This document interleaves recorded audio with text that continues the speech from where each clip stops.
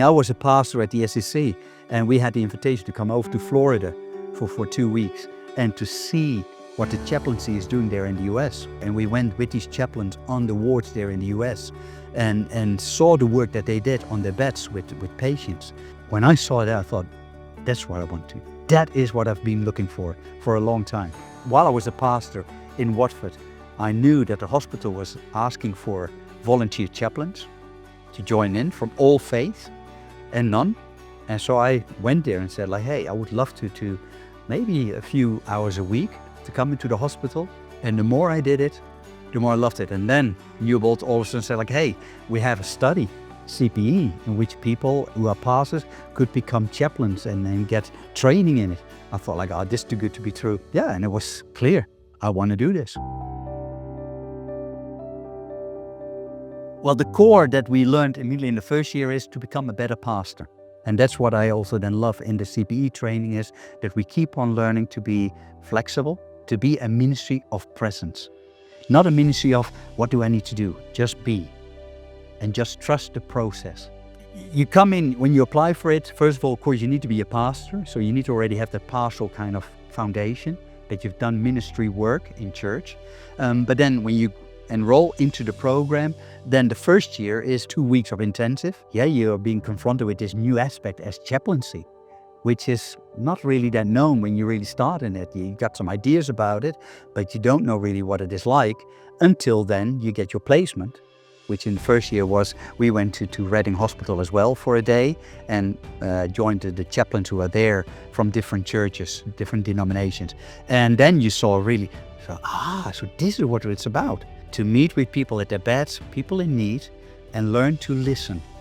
It's all about listen. Listen to what people are saying and try to read between the lines, but at the same time, don't fill in the blanks, which is so easy to do, that you start saying, oh, this must be the issue. Stay open, let it happen, and try to understand the person by asking lots of open questions.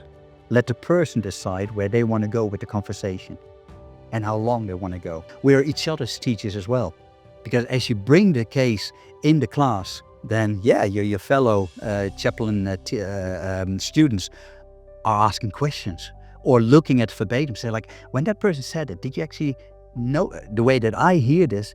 I actually picked this up, that person might have actually been trying to say this and this. And you look at it like, yeah, how could I have missed that? And so you help one another to learn by sharing, to look at each other's case studies. And so that happens in the first and the second year. And now this year we've gone into our third year, and it now has become much deeper. We go into the deeper level, in which now you have to show that you're competent. You've had your 2 years of doing these kind of case studies, doing the work, reading up on it. How competent are you now, feeling that you feel like, yeah, I am a chaplain who can do this? And now we go deeper also in like, who am I? Like, how do I actually react to all these kind of things? So it becomes a little bit more psychology and more therapy almost. Year 4 will basically be a year in which we keep on doing the work that we do as chaplains, either as volunteers or in my case as a paid chaplain in the community. We keep on sharing the work that we do. We'll keep on writing our case studies and sharing it with one another. But in the end, the year will be finalized in that we have to write like a thesis, like we have to write a document. I think it's about 16 pages in which we describe the way that we feel that we are a competent chaplain.